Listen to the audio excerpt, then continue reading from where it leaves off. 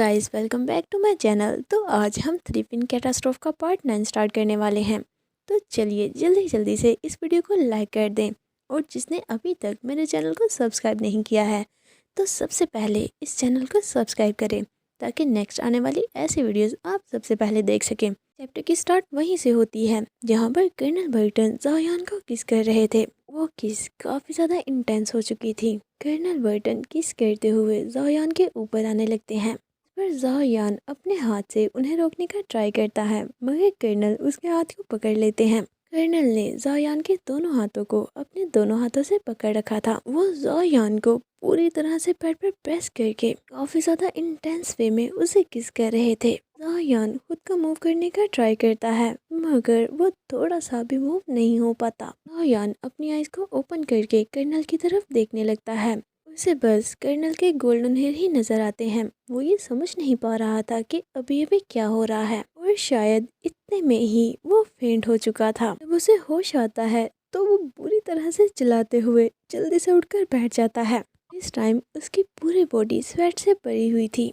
वो जल्दी से अपने साइड पर बैठे कर्नल की तरफ देखता है, मगर कर्नल तो अपने आर्म्स को फोल्ड करके ऐसे बैठे हुए थे जैसे कि उन्हें कुछ भी नहीं पता कि अभी अभी क्या हुआ। जब ज़ायान कर्नल की ऐसे रिएक्शन को देखता है तो वो जल्दी से अपनी चेस्ट पर हाथ रखकर गहरी सांसें लेते हुए सोचने लगता है, ओह माय गॉड, मुझे अभी अभी क्या हो गया था। मुझे इस तरह का अजीबोगरीब इल्यूजन कैसे हो सकता है। ज़ायान को ये लग रहा था कि उसने कोई इल्यूजन हुआ है। ऐसा सच में तो बिल्कुल नहीं हो सकता। इतने में कर्नल उसकी तरफ देखते हुए पूछते हैं कि क्या हुआ। जिनकी वॉइस को सुनकर ज़ायान काफी ज्यादा चौंक जाता है और घबराते हुए जल्दी से चिल्लाकर बोलता है, वो मुझे मुझे भी वॉशरूम जाना है। जैसे ही उसे ये रियलाइज होता है कि उसने अभी अभी क्या बोल दिया, तो वो काफी ज्यादा शेम फील करने लगता है और मन ही मन सोचता है, आखिर मैं ये क्या कर रहा हूँ। क्या सच में मैंने अभी अभी हाइन बर्टन को ये बोल दिया कि मुझे वॉशरूम जाना है।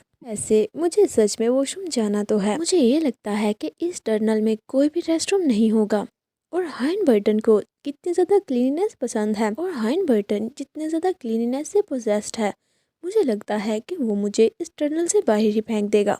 इतने में कर्नल उसकी तरफ एक बोतल बढ़ा देते हैं, जिसे देखकर ज़ायान थोड़ा कंफ्यूज हो जाता है। कर्नल बर्टन उसके सामने आकर खड़े हो चुके थे और उससे बोलते हैं, अगर एक भी ड्रॉप इस बोतल से बाहर गिरा तो मैं तुम्हारी बॉडी का वो पार्ट काट कर फेंक दूंगा। कर्नल की ये बात सुनकर ज़ायान तो वही फ्रीज हो जाता है। थोड़ी देर बाद हम देखते हैं कि ज़ायान काफी ज्यादा सदमे में बोतल को लेकर रूम की एक साइड पर खड़ा मन में सोच रहा था, इस बोतल की ओपनिंग कुछ ज्यादा ही छोटी है, अब मैं क्या करूं। मुझे सच में एक भी ड्रॉप नीचे नहीं गिरानी। वो बेचारा तो हाइन बर्टन की बात से बहुत ज्यादा डर चुका था। जो भी हो, मुझे इसे किसी न किसी तरह तो मैनेज करना ही पड़ेगा। ये कर ही रहा था कि इतने में डोर पर नॉक होने लगती है, जिसकी वजह से वो बेचारा काफी ज्यादा चौंक जाता है। कर्नल बर्टन आगे बढ़कर डोर को ओपन करते हैं। हम देखते हैं कि बाहर माया था, जो कर्नल को देखकर बड़ी सी स्माइल करते हुए बोलता है, ओह माय गॉड, फाइनली हम पहुंच ही गए। हम ज़ायान को देखते हैं,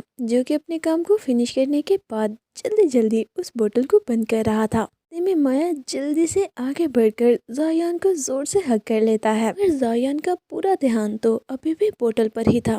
वो जल्दी से माया से बोतल को दूर करता है। वो काफी केयरफुली बोतल को प्रोटेक्ट कर रहा था।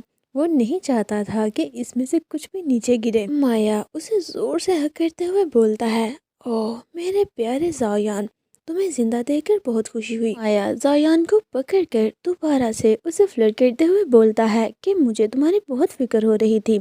मुझे लगा कि बॉस सेफ्टी पोर्ट में ही तुम्हारा दम घोट कर तुम्हें मार डालेंगे। जिस पर ज़ायान भी सोचने लगता है, अगर सच कहूँ तो उस टाइम मैं भी इस बारे में बहुत ज़्यादा वरीड था। माया उसे बताने लगता है कि हमें रास्ते में बहुत से ज़ॉम्बीज मिले, और इसके अलावा टीडल सर्च ऑर्गेनाइजेशन के 2 लोग भी, जो कि काफी अच्छे किलर थे। ऑफ कोर्स मैंने उन सबको अच्छे से देख लिया। इतने में उसकी नज़र ज़ायान के हाथ में पकड़ी बोतल पर पड़ती है, जिस पर वो पूछता है, क्या ये पानी है। जल्दी से ज़ायान के हाथ से बोतल छीन कर पीते हुए उसे बोलता है कि मुझे बहुत प्यास लगी है।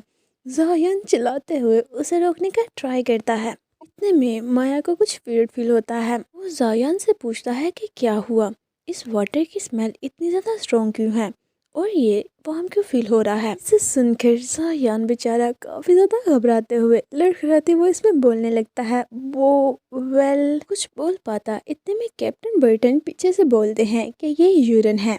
इसे सुनकर माया बेचारा तो वहीं फ्रीज हो जाता है। मार्क और जेन वो भी उसके पीछे थे। वो दोनों जल्दी से अपने फेस को दूसरी तरफ टर्न करते हुए अपने मुंह पर हाथ रखकर हंसी को रोकने का ट्राई करते हैं। माया बेचारा थोड़ी देर सोचने के बाद फिर आराम से उस बोतल को बंद करने लगता है। बोतल बंद करने के बाद वो जायान की तरफ देखते हुए एक ब्राइट सी स्माइल के साथ फ्लर्टी वे में उसे बोलता है, डियर, मैं जानता हूँ कि तुमने मुझे बहुत ज्यादा मिस किया है, मगर तुम्हारा लव एक्सप्रेस करने का तरीका थोड़ा यूनिक है। इसकी ये बात सुनकर जायान बेचारा तो काफी ज्यादा एम्बेरसमेंट से उसे अवॉइड करते हुए बोलता है, वो इस टनल में कोई भी रेस्टरूम नहीं था। इसके बाद हम उन सभी को एक टेबल के गिर्द बैठा मीटिंग करते देखते हैं। वो चार्लेस सिटी में वापस आने का प्लान बना रहे थे। जेन बोलती है, ऐसा करने के लिए हमें एक एयरक्राफ्ट की जरूरत पड़ेगी और हमारे सबसे क्लोज्ड एयरक्राफ्ट प्लेटफॉर्म 47 पर है। इस पर कर्नल बोलते हैं कि हमें वहां तक चलकर जाने में तकरीबन 6 घंटे लगने वाले हैं, तो जल्दी से सब कुछ पैक करके निकलने के लिए तैयार हो जाओ। इस पर मार्क जल्दी से यस बोलकर अपनी चीजों को पैक करने लगता है। इतने में जेन कर्नल से बोलती है कि बॉस, ये टाइम जो आपने अभी अभी बताया ये स्पेशल फोर्स के चलने के लिए तो बिल्कुल ठीक है,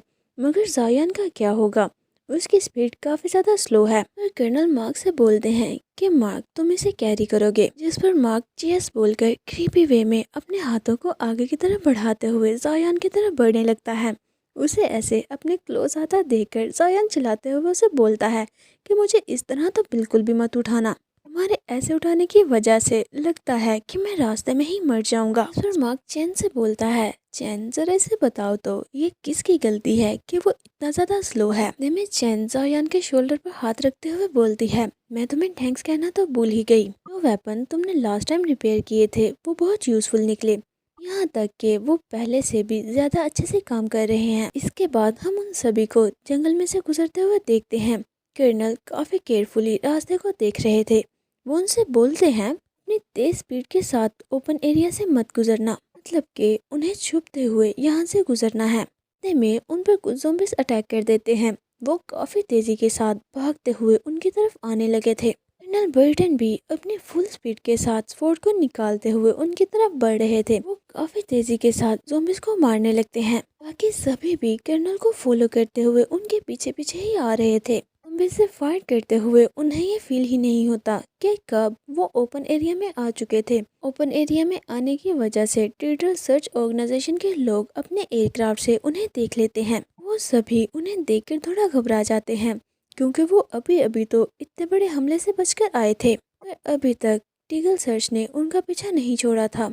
वो यहाँ तक उन्हें ढूंढते हुए आ गए। टीगल सर्च वाले उन पर मिसाइल से अटैक कर देते हैं, जिस पर कर्नल बर्टन जल्दी से भागते हुए बाकी सभी को इधर उधर फैलने का बोलते हैं कि मिसाइल आ रहा है, खुद को प्रोटेक्ट करो। टीगल सर्च प्रोफेसर के ब्रेन के पीछे थी, जो ये कंटेनर में अपने साथ लेकर चल रहे थे। टीगल सर्च ये नहीं चाहती थी कि उनके सारे राज कोई और जाने, इसीलिए वो हाथ धोकर इन लोगों की जान के पीछे पड़ चुकी थी। तो इसी के साथ आज का हमारा ये चैप्टर यहीं पर एंड होता है। तो चलिए मिलते हैं आपसे नेक्स्ट पार्ट में। तब तक के लिए take care and bye bye.